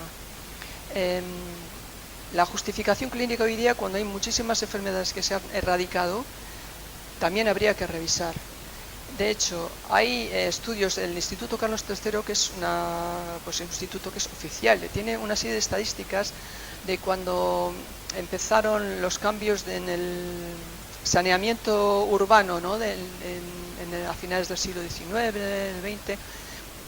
que introdujeron las alcantarillas, el agua corriente en las viviendas, y se veía que todo eso, bueno, fue a lo largo de décadas, por supuesto, no fue en un año ni en dos, fue a lo largo de décadas, pero se ve en esos gráficos que las enfermedades infecciosas, muchas de ellas muy malas, iban descendiendo, y que para cuando ya habían descendido mucho, empezaron a introducir ciertas vacunas, y se dijeron, bueno, es que veis, estas enfermedades han disminuido porque hemos introducido las vacunas, pero se ve que muchas de ellas no voy a entrar individualmente porque hay muchas gráficas para distintos tipos de enfermedades. Se adscriben las vacunas el éxito de esa disminución de las enfermedades, cuando la realidad es que se debe en gran parte a este saneamiento urbano que se ha hecho a lo largo de décadas, porque hay que tener en cuenta que en el siglo XIX pues la gente vivía igual hacinada, en una habitación vivían un montón, no había baños, igual había un baño público para 20 familias fuera de la casa, las aguas negras se tiraban por la ventana, este tipo de entorno, ¿no? Había ratas y lógicamente en ese medio tan insalubre las enfermedades infecciosas escapaban a sus anchas. Y a medida que, como digo, todo esto se fue solucionando, estas enfermedades bajaron. Y hay una historia muy interesante también, que relacionado con otro tema, es un poco, quiero contar tantas cosas que no quiero aturullarme tampoco, pero por ejemplo, en el caso de la polio, la historia, he leído un poco la historia, tendría que profundizar más, ¿no? Pero más que nada quiero mencionarlo porque creo que habría que revisar realmente si lo que nos han contado de la erradicación de ciertas enfermedades, como la viruela, que también tiene una historia por ahí detrás, la polio y demás, es debido a vacuna o a que hay la historia del señor Rockefeller que se las arregló para acabar con todas las medicinas tradicionales y naturales y subvencionar solamente las medicinas que tenían que ver con los derivados de petróleo y la medicina farmacológica. Empezó a subvencionar las universidades solamente este tipo de enseñanza, acabando con la enseñanza de homeopatía, de osteopatía, había por aquella época una epidemia de polio y empezaron a recomendar el uso del DDT, el famoso DDT, el pesticida que es bastante tóxico. Y empezaron a decir que el DDT era muy bueno para frenar las epidemias de polio y empezaron a fumigar todos los cultivos y casualmente había picos de las epidemias de polio en verano. ¿Qué pasaba? Que en verano es cuando se fumigaban los campos con el DDT masivamente. Estuvieron desde el año 50 y algo hasta, no me acuerdo exactamente de las fechas, por ahí por la década de los 50, 7, 8 años utilizando masivamente el DDT hasta que ya se dieron cuenta de todos los efectos adversos que estaba provocando y dejaron de utilizarlo. ¿Qué pasó cuando dejaron de utilizarlo? Que las epidemias de polio bajaron drásticamente.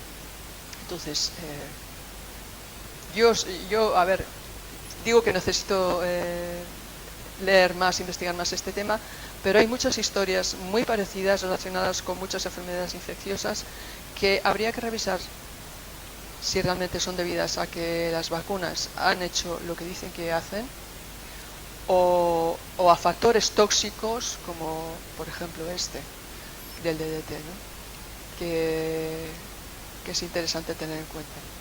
Bueno, estas son las vacunas. En Estados Unidos creo que hoy día son como 70 y pico vacunas las que ponen en este rango de edades, ¿no?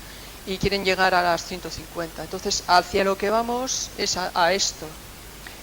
Para mí hay una intención clara de no dejar que nuestro sistema inmune haga su trabajo, no dejar que madure de forma natural y dejarnos como dependientes de las vacunas para que podamos defendernos de las enfermedades infecciosas y transformarnos a la vez en enfermos crónicos.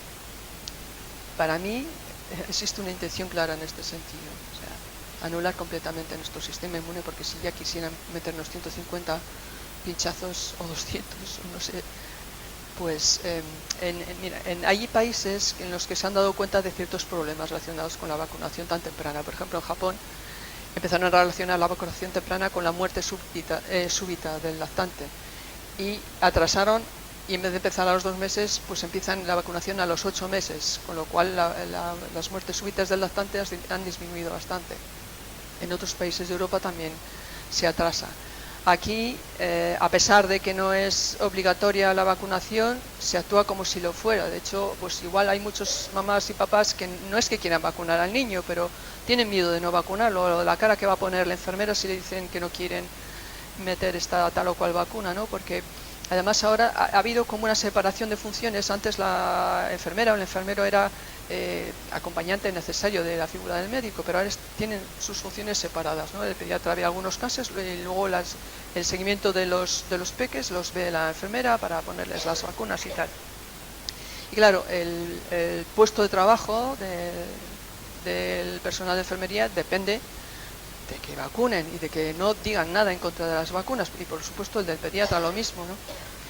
Con lo cual las parejas que se llevan a sus hijos al médico, al pediatra, tienen miedo muchas veces de esto, de negarse a las vacunas, porque igual no van a atender tan amablemente a su niño, ¿no?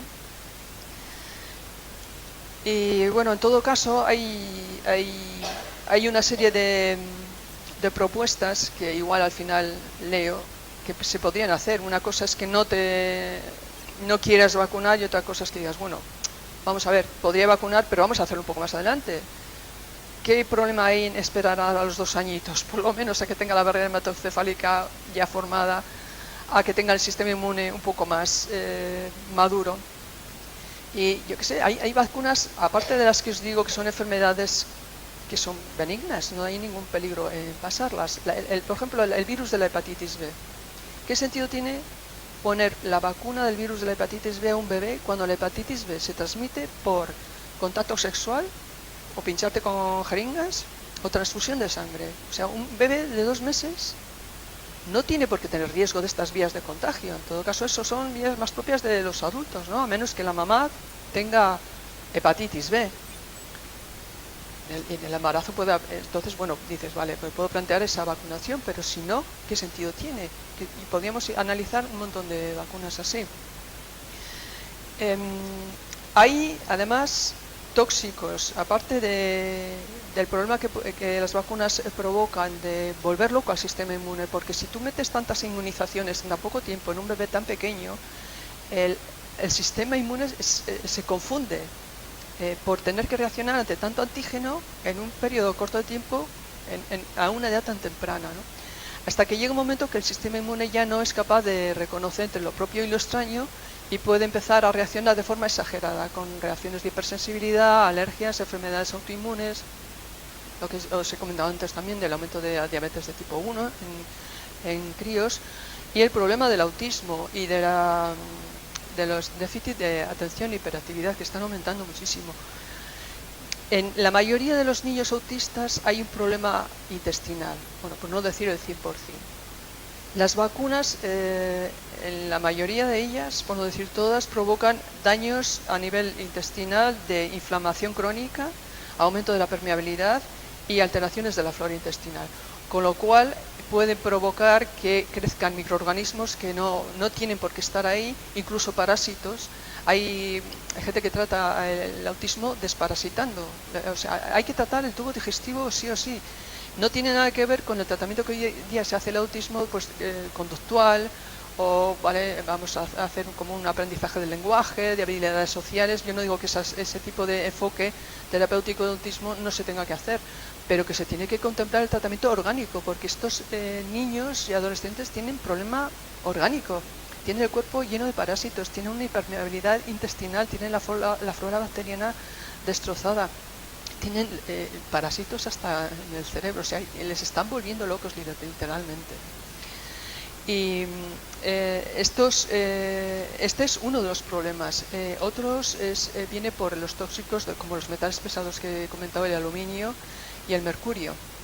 El aluminio se ha visto que está presente En autopsias de pacientes con Alzheimer se ha visto que hay un 25% más de aluminio que en pacientes, en personas normales. Y tienen los muertos con autismo, no de autismo, sino con autismo, también tienen unos niveles semejantes de aluminio. A este propósito, la vacuna del papiloma, el Gardasil, es de las peores, es de las que más aluminio tiene. Bueno, porque, por cierto, además esta vacuna ya ha provocado cientos de muertes en chicas, y hay miles que tienen problemas neurológicos o enfermedades autoinmunes. Después tenemos el problema de los tóxicos. Bueno, el glifosato, por ejemplo, que igual también os suena, es un herbicida. También se utiliza como coadyuvante en las vacunas. El glifosato además puede ayudar al aluminio a pasar la barrera intestinal, con lo cual es más fácil que penetre y llegue a donde no tiene que ir. Hay una parte de nuestro cerebro, que es la glándula pineal, que no tiene barrera hematocefálica, la tiene más tenue. Entonces es mucho más fácil que los tóxicos como el aluminio se depositen en la glándula pineal, o el flúor incluso también. Luego hay otro ingrediente, no sé cómo llamar, otro componente. A ver, cuando hablo de componentes, muchas veces cuando miramos los prospectos de las vacunas, y tú dices, voy a ver si esta vacuna tiene aluminio, tiene mercurio, tiene células fetales, ¿no? Porque se están utilizando cultivos de células procedentes de fetos abortados para la elaboración de las vacunas. Y dices, tú miras el prospecto y no te viene. Esto es debido a que si esos ingredientes no forman parte de lo que es la parte activa de la vacuna, no tienen obligación de ponerlos en la lista de ingredientes. Como no forma parte de lo que es lo que tiene la actividad que se está pretendiendo con la vacuna, no lo ponen, pero están ahí. Esos virus se han cultivado en células de fetos abortados. Entonces, claro, esto es ADN humano. Hay varias investigaciones. De hecho, en este libro que os comento de la doctora Isabel Bellostas, hay un capítulo entero dedicado a una investigación de una científica investigadora en ingeniería genética, se llama Teresa Teixeira, que se ha dado cuenta, o por lo menos para ella, el factor más importante del desarrollo de autismo en los niños hoy día es la utilización del ADN humano en las vacunas. Y explica todo no sé, voy a mirar el tiempo que tengo, hasta 1:30, o si es que no sé a qué hora. Bueno, explica un poco el mecanismo por el cual este ADN humano puede provocar daños. Al ser de nuestra propia especie, no genera reacciones inmunes. Los macrófagos, que son una parte de nuestro sistema inmune, que es como una primera línea defensiva, no van a ir a por él, ¿no? Y puede recombinarse con unos locus, o unos puntos del cromosoma X. Esos puntos del cromosoma X, hay algunos que codifican proteínas que tienen que ver con el funcionamiento. Igual os lío un poco con esta explicación, pero codifican proteínas que tienen que ver con el funcionamiento de las mitocondrias. Las mitocondrias son unos pequeños organitos que están en el interior de la célula, que son como su fuente de energía. Entonces, afecta a ese tipo de proteínas que tienen que ver con el funcionamiento de las mitocondrias. Otras que tienen que ver con el funcionamiento de los axones y de la comunicación neuronal. Y afecta también específicamente a una proteína que es la que codifica un compuesto que se llama el péptido liberador de la gastrina. O sea, este péptido liberador de gastrina lo que hace es hacer que nuestro estómago libere una sustancia que es la gastrina, que es la que va a hacer que segreguemos el CLH, el ácido clorhídrico. Nuestro estómago va a ser así ácido, que es lo que se necesita para poder digerir bien los alimentos. Bueno, pues este ADN se puede recombinar con estos puntos que codifican estas proteínas que os estoy diciendo, de modo que la producción de gastrina se va a ver afectada, con lo cual el estómago va a dejar de ser ácido. ¿Qué pasa si el estómago deja de ser ácido? Que tú no vas a digerir bien, el niño no va a digerir bien los alimentos que le llegan y van a pasar alimentos mal digeridos al intestino. aparte de alimentos mal digeridos, van a pasar microorganismos, bacterias, parásitos que no tendrían que pasar, porque el ácido que tendría que estar en nuestro estómago no los va a quemar. Esto provoca inflamación del intestino. Inflamación con hiperpermeabilidad intestinal, alteraciones de la digestión, van a pasar microorganismos y parásitos incluso a la sangre, van a llegar al sistema nervioso y van a dar lugar a todos los síntomas que podemos ver, que dices, bueno, son más síntomas, parecen como mentales, ¿no? Pero es que la afectación realmente es a nivel digestiva, no solo por este mecanismo del ADN fetal, también hemos visto que hay otros, ¿no? Pero es un conjunto de tóxicos que contienen las vacunas, que aparte de los antígenos víricos, la sobreestimulación que producen sobre un sistema inmune inmaduro, aparte todos estos tóxicos van a actuar por otras vías. Por ejemplo, el aluminio y el mercurio se van a potenciar. El aluminio es neurotóxico por sí mismo y es más neurotóxico si está presente el mercurio, que también lo está. Y si está el glifosato, que también lo está, pues también. Entonces, al final, ¿qué estamos haciendo?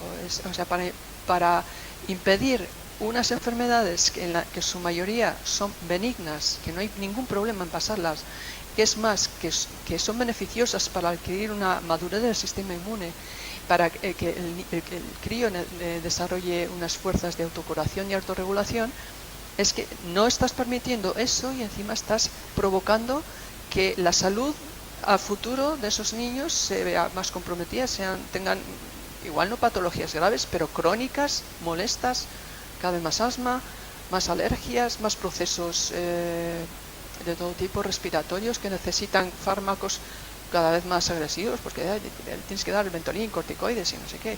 Y a cualquier pequeño proceso que tenga los peques, antibióticos, antiinflamatorios, antipiréticos. Estamos utilizando demasiado una medicina agresiva, supresiva, cuando el papel del médico tendría que ser acompañar el proceso de los peques, permitirles pasar estas enfermedades. Yo no sé si llegará un día en que se revierta todo esto. Me parece muy difícil porque ya está tan avanzado y está tan la población en general está tan abducida. Sí, voy a decir esa palabra, lo siento.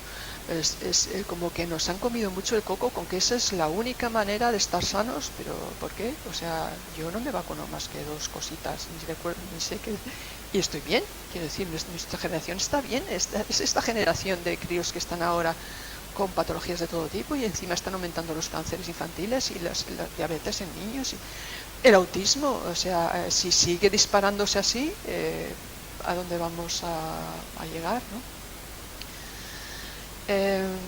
Entonces, con respecto a estas vacunas, vale, dices, ¿pero qué hacemos? Es que si no vacunamos a nuestros niños no nos dejan ni escolarizarlos, o no sé, si ese es el punto, ¿no?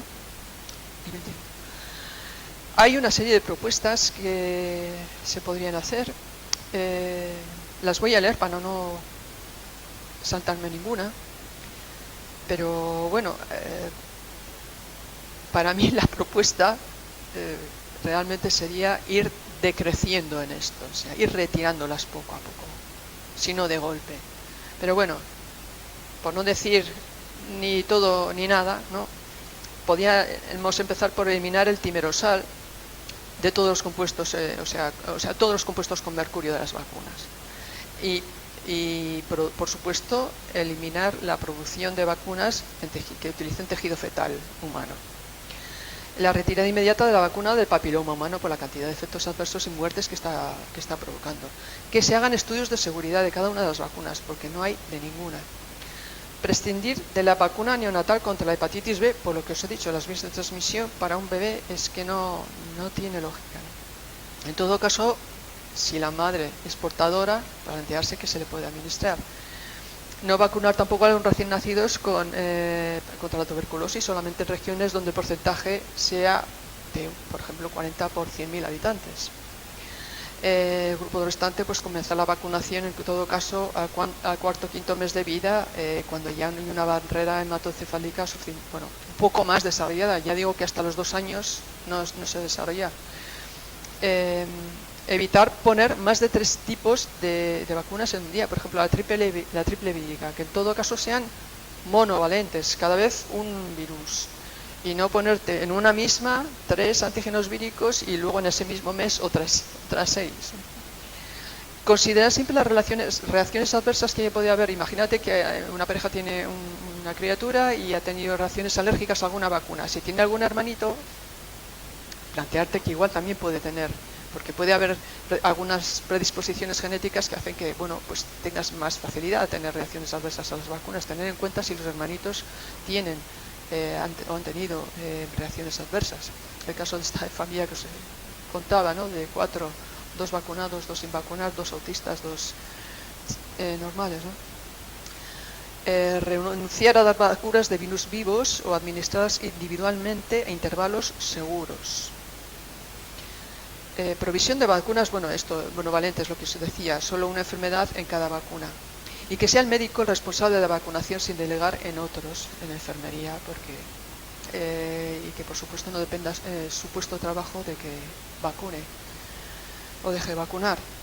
Y no bajo un programa que es un cumplimiento obligatorio, protocolizado para todos por igual, vacunas para todos sin una individualización.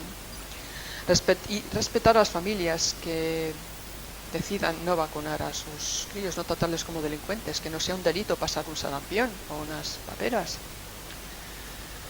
Y que el médico responsable de la vacunación realice una entrevista preliminar con los padres acerca de alergias, asma y otras enfermedades y complicaciones autoinmunes tras vacunaciones de otros miembros de la familia.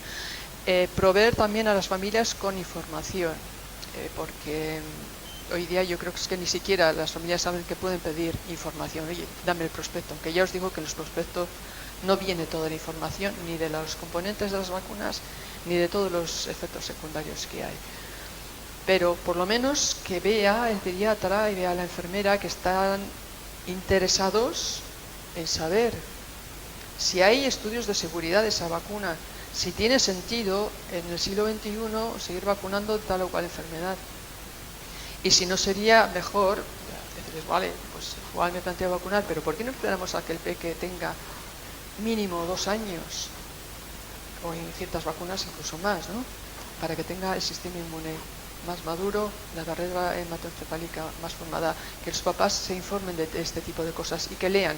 Aparte de este libro de Isabel Bellostas, que como se ha dicho el título, es Manual de Autismo para Padres, hay otros 2 muy interesantes sobre el tema de las vacunas. Uno se titula Desvaneciendo ilusiones y otro es Tortugas hasta el fondo.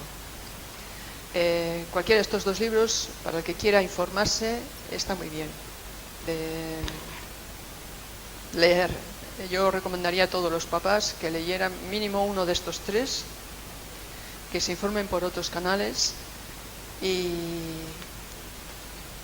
ya sé que los padres siempre quieren lo mejor para los hijos y muchas veces nos han metido tanto miedo que creemos que lo mejor es vacunar, pero simplemente tienes que mirar a la generación de tus padres. Yo que sé, las parejas que están empezando a tener hijos ahora, pues igual sus padres son de nuestra edad, que miren la edad de salud de la generación de sus padres, a ver si es que estaban todos tan malitos o a riesgo de morirse por cualquier bicho, ¿no?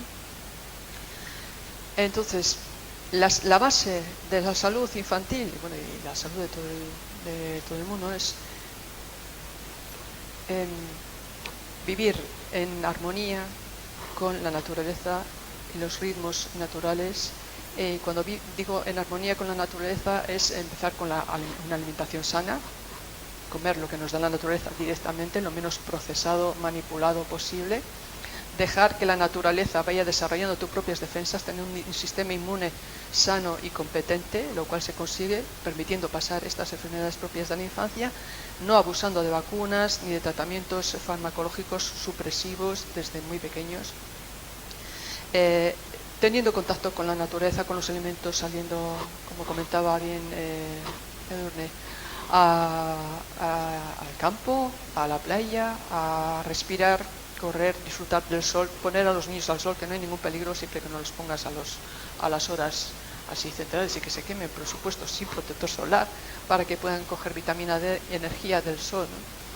Que disfruten de la tierra, de la playa, del agua, que no utilicen las pantallas demasiado pequeños, porque, bueno, sí que hay también algunos estudios, aunque este es otro tema que daría para otra charla, sobre el efecto de los móviles a nivel del desarrollo del sistema nervioso, a nivel de cerebro, de la posibilidad de que las generaciones futuras, por un abuso de los móviles, presenten más tumores a nivel cerebral, del oído. Ya por no entrar en lo que es el contenido de lo que ven con esos móviles, esas tablets, ¿no? Porque constantemente están expuestos a una cantidad de imágenes que no pueden ni entender ni procesar, ¿no? Porque imágenes de sexo, de violencia, de consumismo extremo, cuando no es de estupidez, literalmente, porque todos sabéis estos casos de adolescentes que se ponen a hacerse un selfie en un sitio súper peligroso para colgarlo en las redes y mueren porque es realmente peligroso el lugar que han elegido. O esta moda que hay ahora, me enteré hace unos días, no sé si habéis oído, pero es de comer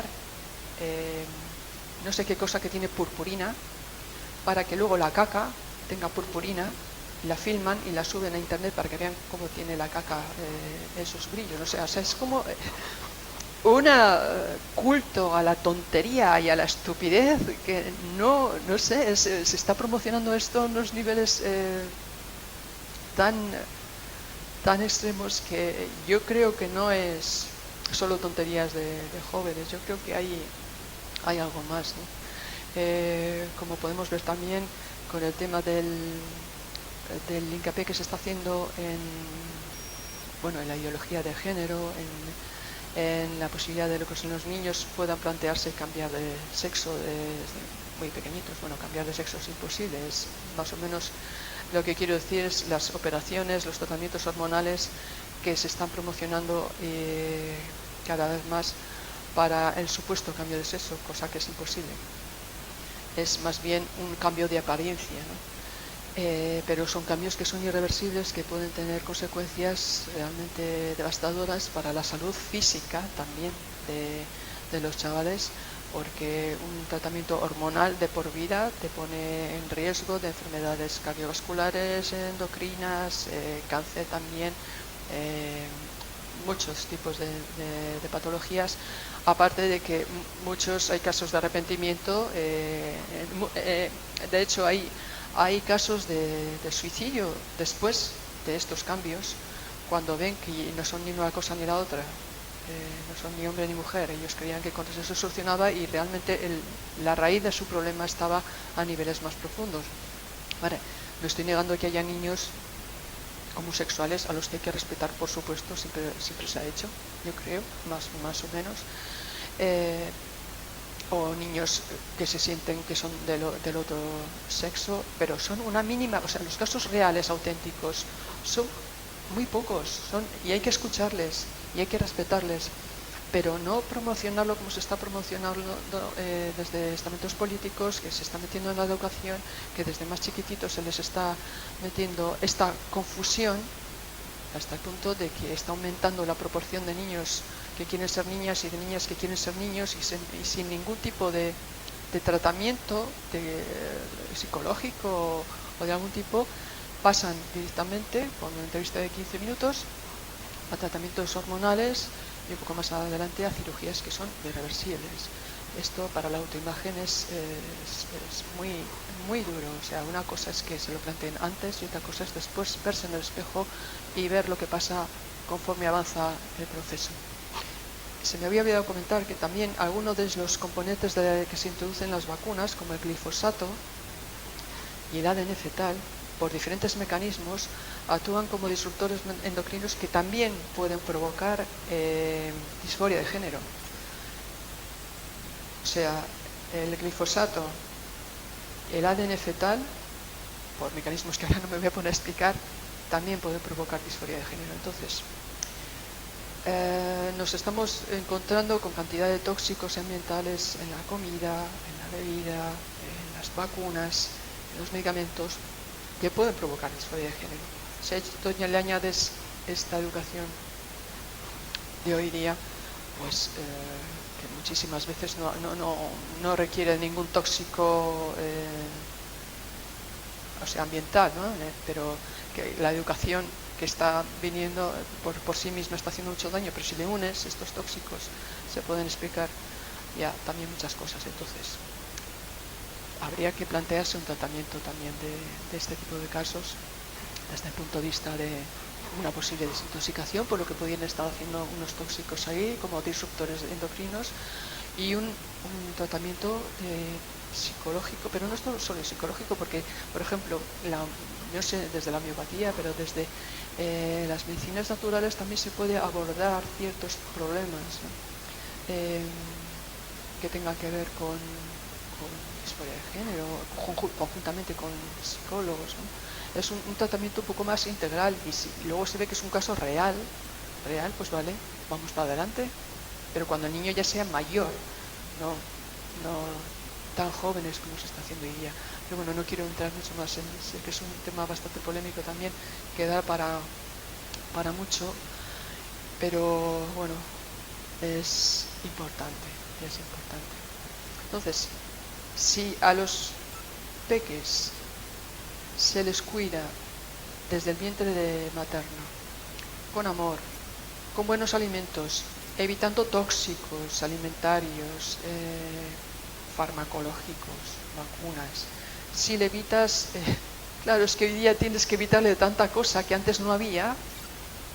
Es como que le tienes que defender esa fortaleza, este pequeño castillito que se está erigiendo, le tienes que defender de cantidad de cosas peligrosas que antes no había, ¿no? Y ojo, los padres de hoy día lo tienen difícil, de verdad. Pueden igual decir, vale, es tan complicado que cómo voy a luchar contra lo que me dice el pediatra por un lado, contra lo que dicen en la escuela por otro lado, los compañeros están enseñando cosas en el móvil, la tablet, ¿cómo se la voy a quitar yo? Entonces tenemos peleas. Tiene que ser realmente muy difícil. Pero si quieres educar a tu niño, a tu niña de otra manera diferente, con salud, no solo física, sino anímica, mental, yo me atrevería a decir incluso espiritual, tienes que plantearte hacer otro tipo de cosas, juntante con papás y mamás que se planteen este otro tipo de cosas, ¿no? Hacer cosas juntos. Igual sois minoría, pero seguro que en tu clase, en la clase donde tú llevas a tu niño, hay otra con que puedes intercambiar pareceres, opiniones, juntar a vuestros niños, a ver qué hacemos. Y yo creo que simplemente dejándoles que se desarrollen, respetando sus ritmos, permitiéndoles pasar las enfermedades que tendrían que pasar para ser victoriosos ellos, ¿no? Sobre algo, es porque alcanzan una inmunidad que es propia, no es adquirida, no es la que les pasa de los padres, es una que ellos adquieren por luchar contra pues, el virus de la sarampión, el virus de la varicela o lo que sea, ¿no? Entonces, si tú les dejas que pasen estas cositas, les cuidas en todos estos sentidos, tienes hijos sanos. Si necesitas apoyo, tienes medicinas naturales. Si la cosa se complica mucho y alguna enfermedad evoluciona de manera muy destructiva, sí que puedes utilizar. Por supuesto que no descartamos para nada la medicina alopática, ¿no? Pero para casos que realmente lo requieran, no sistemáticamente, masivamente y siempre. Entonces, bueno, pues eso, que ya lo dejo aquí. Ya está.